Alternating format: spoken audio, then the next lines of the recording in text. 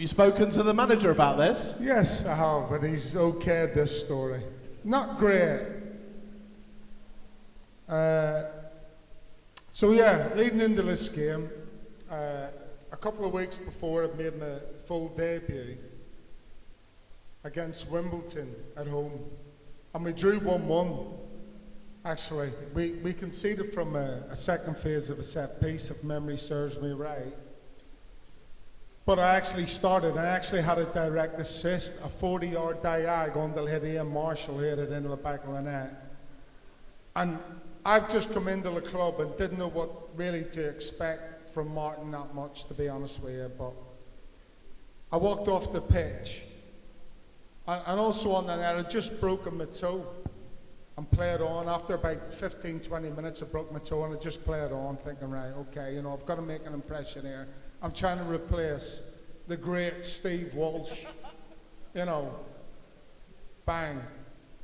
And didn't get much feedback.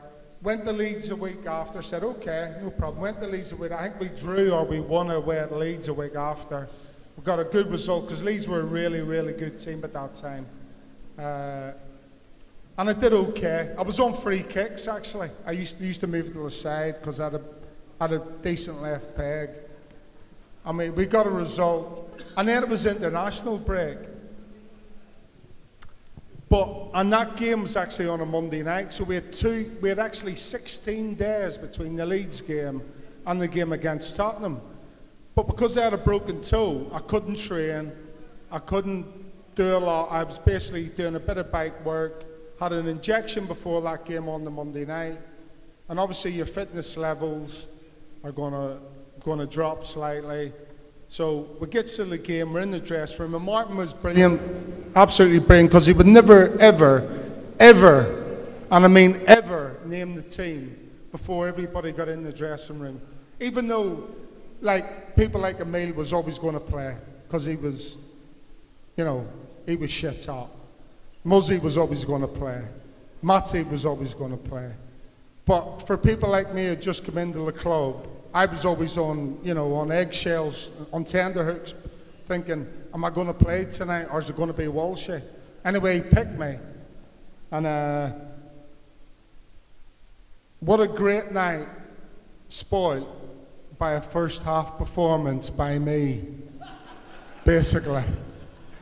And it was funny, because Martin had this thing about his granny, and it was quite, on this night, it sort of stuck out in my mind, you know. Normally it would have been a sort of a throwaway comment, you know. I remember a game at Chesterfield in the League Cup where he told Elliot to pull himself out of the fucking quagmire because his fucking granny was better, could play better than Elliot. And at half time in this game, he come into me and went, and when Martin came in, he came in with a fucking presence. You know, there was no messing about. When he walked through that door, everybody went fucking quiet. I mean, the whole of fucking Leicester went quiet. It just wasn't that dressing room. So he comes walking in, and to be fair, I didn't play that well, but we were winning 2-1 at half time, and the game ended up 2-1, so, you know. So he comes in and he rushes in as he did, and I can see his fucking eyes, back of my fucking head, burning with his eyes, looking at me while I'm staring at the floor. And I'm thinking, please, not me. Please, please, boss, don't have a pop at me, please. And straight a fucking way, he goes, Gerry, pal, what the fuck's up with you? And I'm making all these excuses, saying, well, you know, I've broke my toe, I haven't trained for 2 weeks, I'm just not fucking fit. And he goes, not fucking fit? He says, my fucking granny's fitter than you. Walshy, get warmed up, you're fucking coming on. So I'm like, fuck me, that's it, I'm fuck, I've got a broken toe. I'm not going to play again now until it gets fixed, which I didn't do. So all the lads go out the second half, win the game. Emile, I have to say, like, I'm not saying he made Yapstam look like a pub player on the first game of the season at Man U, but he tore the fucking arsehole out of Yapstam, right? And Saul Campbell was playing that night, and by then was an established England player. And again, I mean, he tore me a new one. He was sensational. And we came in after the game, and I've already got showered and got changed, went out and watched the second half. And as you come in, you know, you have to understand the man, they understand the presence he had in the dressing room.